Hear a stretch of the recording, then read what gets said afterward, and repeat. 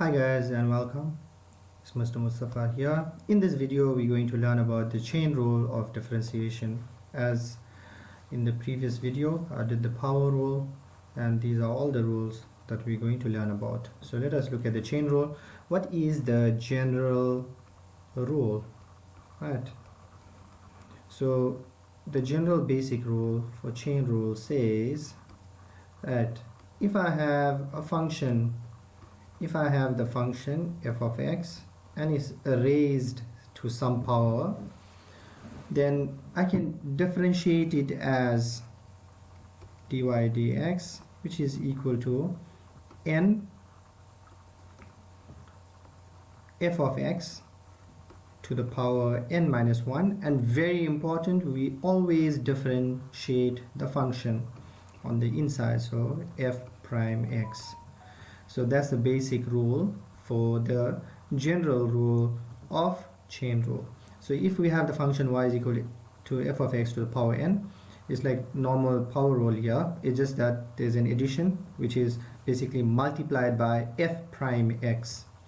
So I did an example in the power rule, which was, remember the answer, the derivative of 2x squared minus 8 all squared, right? And I had this answer, so we just copy this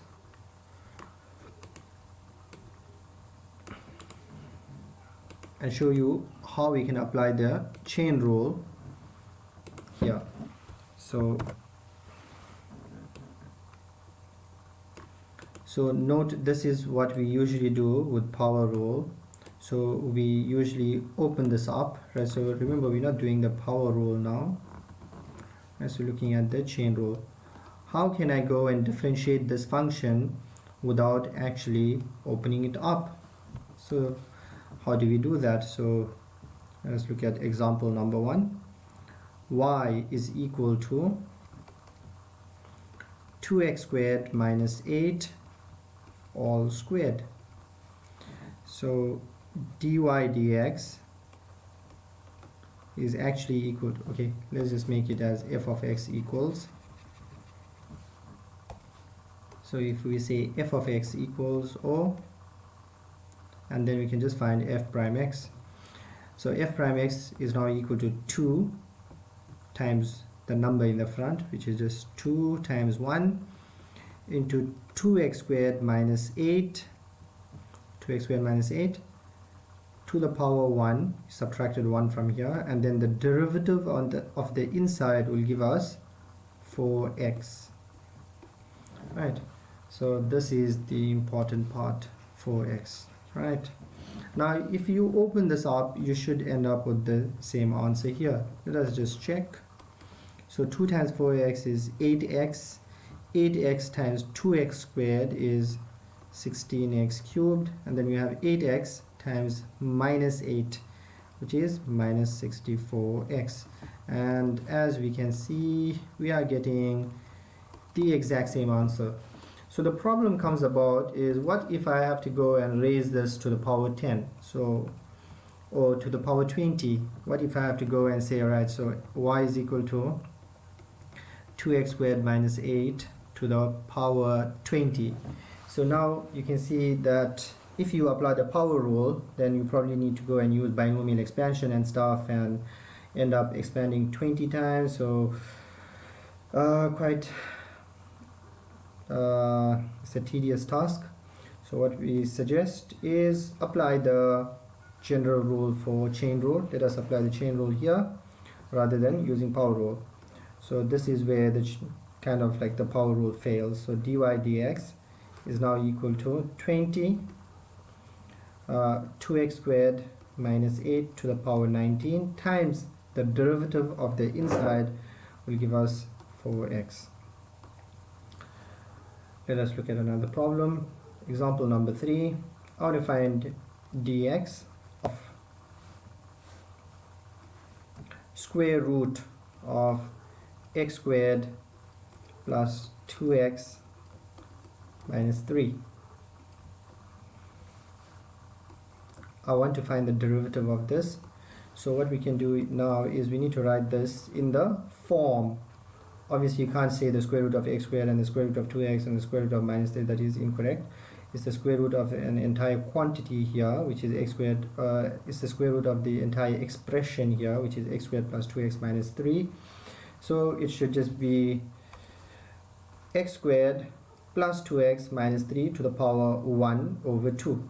So that's how we're going to simplify this and write it and see the form of the chain rule, which is going to be x squared plus 2x minus 3 to the power half.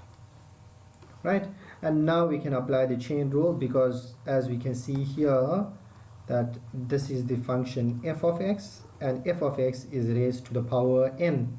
So if we have f of x raised to the power n, what do?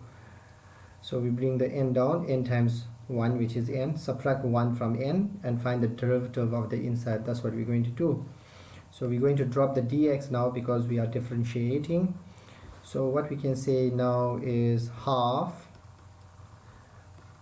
x squared plus 2x minus 3 to the power negative half. Why? Because that's half minus 1.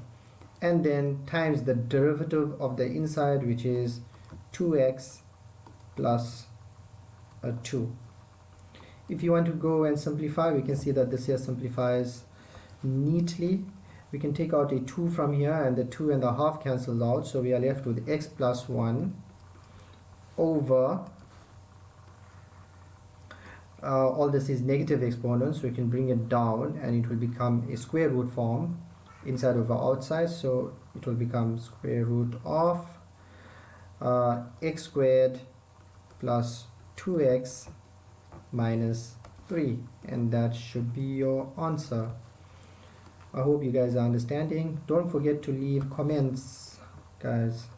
Right, so let us look at one more problem. Right, so let's see. We have d dx. Let's look at another notation, which is d dx of